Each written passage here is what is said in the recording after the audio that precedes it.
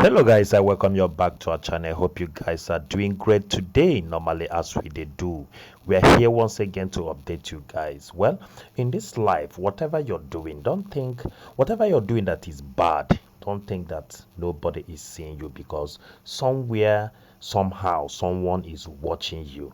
In this particular video, I would like you to watch it from the very beginning to the end. This international community, they explained everything that happens in this our past election, and they stand that Tinubu must not be sworn in because there are so many irregularities that went on. Just watch this video from the beginning to the end.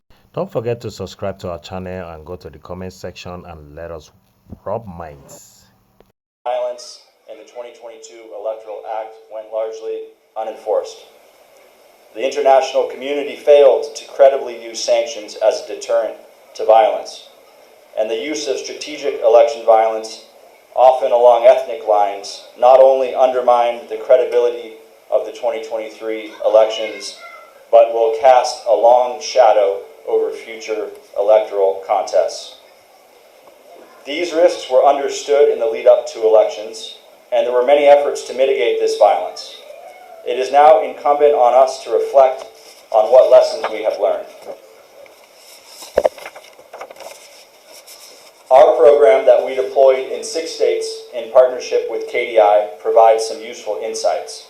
We deployed long-term monitors to every LGA in 6 states, 1 state in each region, to provide weekly reports on the electoral context, including election violence and contributing factors. This data was then used to shape activities and interventions of local CSOs and security forces who we felt were best positioned to intervene with key stakeholders in the lead up to elections. In the spirit of learning, I will briefly note a few things that this program and this data gathered has taught us about election violence that will be explored in more depth later. First, we found convincing evidence that LGAs with larger security force presence tended to have significantly less violence. While perhaps logical, it confirms that security forces play a positive mitigating role and underscores the importance of prioritizing where and how many security forces are deployed. Second, on the issue of vote buying, we had hoped to see that more education on vote buying would reduce reports of vote buying.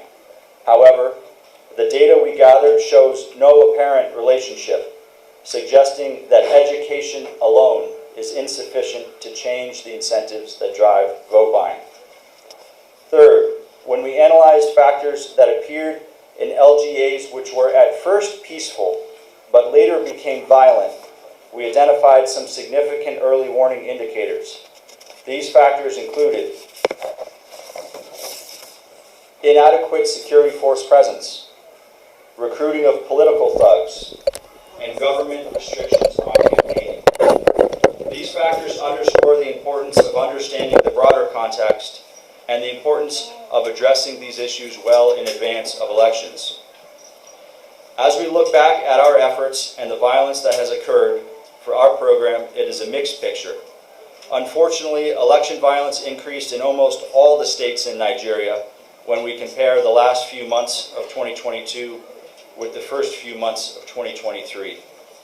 On average, election violence increased by about 13% in each state. For our 6 states of focus, election violence also increased, but only by about 8.5%. We would like to think that this at least was in part driven by our interventions. Kaduna in particular is a state that many feared would experience significant election violence, yet defied expectations and saw no significant increase from 2022 to 2023. In conclusion, we need to be more honest about assessing our efforts to mitigate election violence. We need to seriously address issues of impunity for election violence and for election malfeasance, which creates the conditions for election violence. There also must be accountability, especially for leaders and officials of major political parties who too often get away with using violence and underhanded tactics to gain electoral advantage. When we seek to prevent election violence, we cannot fall back on the things we are familiar with, like national peace pledges and voter education. These efforts alone are insufficient to reduce election violence. We have to move beyond compartmentalization of information among implementers, NGOs, and security services, and ensure that information is shared broadly and shared early. Lastly, information must drive action.